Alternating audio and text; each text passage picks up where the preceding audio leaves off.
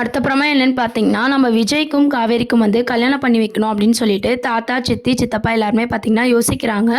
சித்தப்பாவும் பார்த்தீங்கன்னா, காவேரி இருக்கிறது நல்ல விஷயம் தான். ராகவும் வந்து இறந்துட்டான் இல்லையா? ஸோ, அதனால விஜயும், காவேரியும் ஒண்ணா சேர்றதுல எனக்கு பிரச்சனை இல்ல அப்படின்ற மாரி சொல்றாரு. அடுத்த ட்ராக் பார்த்தீங்கன்னா, விஜய், காவேரியோட மேரேஜ் சீன் தான் கொண்டு வராங்க. இந்த விஷயம் பார்த்தீங்கன்னா, விஜய்க்கே தெரியாது. நம்ம தாத்தா பார்த்தீங்கன்னா, நம்ம எல்லாரும் யோசிச்சு முடிவெடுத்தா அவன் வேணாம் நான் சொல்லப் போறான் அப்படின்ற மாரி சொல்றாங்க. அதுக்கப்புறம் சாரதா கால் பண்ணி, தாத்தா வந்து இந்த மாதிரி காவேரியை நாங்கள் பொண்ணு பார்க்க வரோம் அப்படின்ற மாதிரி சொல்லிட்டு இருக்காங்க. இதை கேட்டு சாரதாவும் பார்த்திங்கன்னா ரொம்பவே சந்தோஷப்படுறாங்க. நம்ம காவேரி எப்பவும் போல் வந்து எல்லா கதையும் வந்து நம்ம விஜய் கிட்ட கேட்டு தெரிஞ்சுக்கிட்டாங்க. அவங்க ஒய்ஃபை பற்றி எல்லா விஷயமும் வந்து காவேரி கேட்டு தெரிஞ்சுக்கிட்டாங்க. எப்பவும் போல் பார்த்திங்கன்னா காவேரி ஸ்கூலுக்கு போகிறாங்க. ஸ்கூல் போயிட்டு வந்ததும் சாரதாமா ஃபோனில் பேசிகிட்டு இருக்காங்க. மாப்பிள்ளை வீட்டு ஏற்கனவே காவேரியை பொண்ணு பார்த்தாங்க இல்லையா, அந்த மாப்பிள்ளை வீட்டில் வந்து வேண்டாம் அப்படின்ற மாதிரி சொல்லிட்டு இருக்காங்க. வேறு மாப்பிள்ளை வீட்டில் வராங்க அப்படின்னு சொல்லிட்டு உடனே இந்த விஷயத்தெல்லாம் காவேரி கேட்ட உடனே என்ன நினைக்கிறாங்கன்னா, என்னம்மா எதனா சொல்லி அவாய்ட் பண்ணணுன்ட்டு இப்படி பொய் சொல்கிறியா அப்படின்னு சொல்லி கேட்குறாங்க. இல்லை நிஜமாலே வேறு இடத்துலேருந்து உனக்கு மாப்பிள்ளை பார்க்க வராங்க, பொண்ணு கேட்டாங்க அப்படின்ற மாதிரி சொல்லிட்டு இருக்காங்க. என்ன பொண்ணு கேட்டாங்களா, யார் அது வர்றது அப்படின்ற மாதிரி கேட்குறாங்க. நீ சீக்கிரம் போய் ரெடி ஆகு, உன்னை பொண்ணு பார்க்க வராங்க அப்படின்ற மாதிரி சாரதாம்மா சொல்கிறாங்க. இப்போ யார் வரான்னு நீ சொல்கிறியா இல்லையா அப்படின்னு சொல்லி காவேரி கோவமாக கேட்குறாங்க. விஜய் மாப்பிள்ளை தான், விஜய் வீட்டிலேருந்து தான் வராங்க அப்படின்ற மாதிரி சாரதா சொல்கிறாங்க.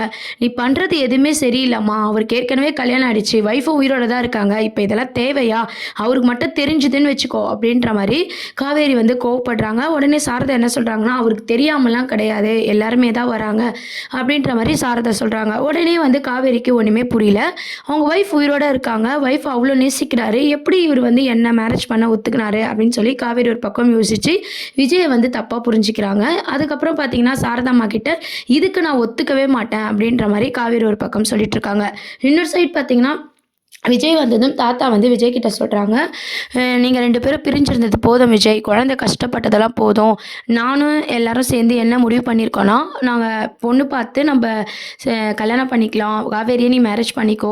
இப்போ எப்படி அவளுக்கு ஞாபகம் வரும், சான்ஸே இல்லை. வரும்போது வரட்டும், அதுக்குள்ளே நீங்கள் பிரிஞ்சாமல் சேர்ந்துட்டிங்கன்னா குழந்தைக்கு ஒரு அம்மா கிடைக்கும்ல, குழந்தைய சந்தோஷப்படுவாள் அப்படின்ற மாதிரி காவேரி பற்றி வந்து நம்ம விஜய் கிட்ட பேசி தாத்தா வந்து ஒத்துக்க வைக்கிறாங்க. இதை வந்து காவேரி எப்படி தாத்தா புரிஞ்சுப்பா, இது சரி வருமா அப்படின்னு சொல்லி விஜய் வந்து தயங்குறாரு. இருந்தாலும் சித்தி, சித்தப்பா, தாத்தா எல்லாரும் பார்த்தீங்கன்னா நாங்கள் பார்த்துக்குறோம் விஜய், நீ கிளம்பு, நம்ம போய் காவேரியை பொண்ணு பார்க்கலாம் அப்படின்ற மாதிரி ட்ராக்கை வந்து கொண்டு வராங்க. அம்மு பார்த்தீங்கன்னா நம்ம விஜய் கிட்ட கேட்குறாங்க, எங்கள் அம்மா வருவாங்கன்னு சொன்னீங்களே டேடி, இப்போ காவேரி மிஸ்ஸை வந்து கல்யாணம் பண்ணிக்க போகிறீங்களா அப்படின்ற மாதிரி கேட்குறாங்க. உடனே அதுக்கு விஜய் என்ன சொல்கிறாருன்னா, நீ கவலைப்படாத அம்மு, அவங்க தான் உன் அம்மா அப்படின்ற மாதிரியான விஷயத்த வந்து மறைமுகமாக பார்த்தீங்கன்னா விஜய் வந்து சொல்லிட்டு இருக்காங்க. காவேரி மிஸ்னால் எனக்கு ஓகே தான் அப்படின்ற மாதிரி குட்டி அம்மா சொல்லிட்டு இருக்காங்க. ஏன்னா அவங்களுக்கு விவரம் தெரியாததுனால அப்படியே ட்ராக்கை வந்து மூவ் பண்ணிட்டு இருக்காங்க. அதுக்கப்புறம் பார்த்தீங்கன்னா விஜய் வந்து காவேரி இதை எப்படி எடுத்துப்பா, கோப்படுவாளா அப்படின்ற ஒரு டென்ஷனில் இருக்காங்க. இன்னொரு சைட் பார்த்தீங்கன்னா காவேரி வந்து பொண்ணு பார்க்க வர்றதுக்கு வந்து ஒத்துக்கவே இல்லை. நம்ம விஜயும் வந்து தப்பாக புரிஞ்சுக்கிறாங்க. விஜய் வீட்டு ஆளுங்களையும் பார்த்தீங்கன்னா தப்பாக தான் புரிஞ்சுக்கிறாங்க. சாரதாம்மா பார்த்தீங்கன்னா புடவெல்லாம் மாற்று, நகைலாம் போடு அப்படின்னு சொல்லும்போது காவேரி வந்து நான் எதுவுமே பண்ண மாட்டேன் அப்படின்ற மாதிரி கங்காவுக்கு கால் பண்ணுறாங்க. உடனே கங்கா, யமுனா எல்லாருக்கிட்டையும் வந்து இது மாதிரி சொல்கிறாங்க, அம்மா பண்ணுறது எனக்கு எதுவுமே பிடிக்கலக்கா, அவருக்கு ஏற்கனவே கல்யாணம் ஆகலைனாலும் பரவாயில்ல, ஒய்ஃபும் உயிரோட தான் இருக்காங்க, அப்படி இருக்கும்போது நான் எப்படி கல்யாணம் பண்ணிக்க முடியும், அம்மா என்ன 2ஆம் தரமாக இது பண்ண பிளான் போடுறாங்களா, என்ன துரத்தி விட பார்க்குறாங்களா அப்படின்ற மாதிரி காவேரி வந்து ரொம்ப சாரதாம்மா மேலே கோவமாக பேசிகிட்டு இருக்காங்க. உடனே கங்கா என்ன சொல்கிறாங்கன்னா, அப்படிலாம் இல்லை, அம்மாவும் நாங்களும் எது செஞ்சாலும் நல்லதுக்கு தான் காவேரி செஞ்சோம், இதுக்கு முன்னாடி நீ மாப்பிள்ளையெல்லாம் வேண்டான்னு சொன்ன, நாங்கள் ஒத்துக்கிட்டோம்ல, இப்போ நாங்கள் எங்கள் பேச்சை கேளு, அவங்க வரும்போது சும்மா புடவை கட்டி நில்லு, மீதியெல்லாம் அப்புறம் பேசிக்கலாம் அப்படின்ற மாதிரி கங்கா சொல்கிறாங்க. யமுனா சொல்கிறாங்க. காவேரி அவங்ககிட்டயும் பார்த்தீங்கன்னா கோவப்படுறாங்க, நான் இவ்வளோ சொல்லியும் உங்களுக்கு புரியலல்ல அப்படின்ற மாதிரி கோவப்படுறாங்க.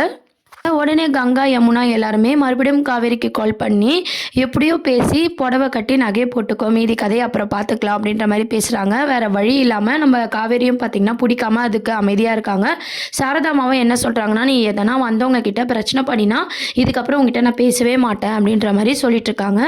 அம்மா பண்ணுறது மட்டும் இல்லை, இந்த கங்கா அக்கா, யமுனா யார் பண்ணுறதுமே எனக்கு பிடிக்கவே இல்லை, எங்கன்னா போயிட போகிறேன் பாரு அப்படின்ற மாதிரி காவேரி நினைக்கிறாங்க. அதுக்கப்புறம் பார்த்தீங்கன்னா விஜய் எப்படி இதுக்கு ஒத்துக்கினாரு அப்படின்ற மாதிரி காவேரி பார்த்தீங்கன்னா ரொம்பவே கோவப்படுறாங்க விஜய் மேலே. விஜய்க்கு ஃபோன் பண்ணி கேட்கலாம் அப்படின்னு சொல்லிட்டு விஜய்க்கு கால் பண்ணும்போது பார்த்தீங்கன்னா விஜயும் ஃபோனை எடுக்க மாட்டார்.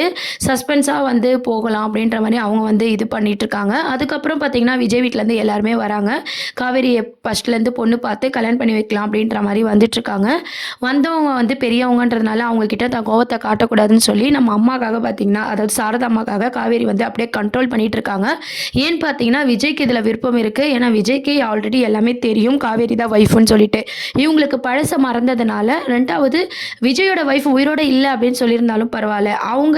அவர் என்ன சொல்லியிருக்காருன்னா என் ஒய்ஃப் உயிரோட தான் இருக்காங்க அப்படின்னு சொல்லியிருக்காங்க. அப்படி இருக்கும்போது இவர் எப்படி இனிச்சிக்கிட்டு ட்ரெஸ் பண்ணிக்கிட்டு என்னை பொண்ணு பார்க்க வராரு, இவருக்கெல்லாம் வெக்கமாவே இல்லையா அப்படின்ற மாதிரி விஜயை வந்து தப்பாக காவேரி புரிஞ்சுக்கிறாங்க. அதுக்கப்புறம் பார்த்தீங்கன்னா எல்லாம் தட்டெல்லாம் மாற்றிட்டு அங்கேருந்து போயிட்டதுக்கப்புறம் காவேரி எப்பவும் போல் அவங்க அம்மா கிட்ட கத்திட்டு இருக்காங்க.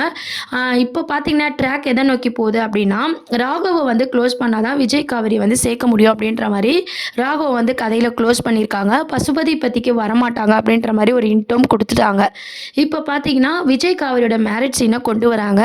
விஜய்க்கு எல்லா உண்மையும் தெரியும், குழந்தையும் பெரிய பிரச்சனை இல்லை. ஸோ காவேரிக்கு எதுவுமே தெரியாத பட்சத்தில் விஜயோட ஒய்ஃப் உயிரோடு இருக்காங்க, தான் மேரேஜ் பண்ணிக்கிறாரு அப்படின்ற மாதிரி விஜயை தப்பாக புரிஞ்சுக்கிறாங்க.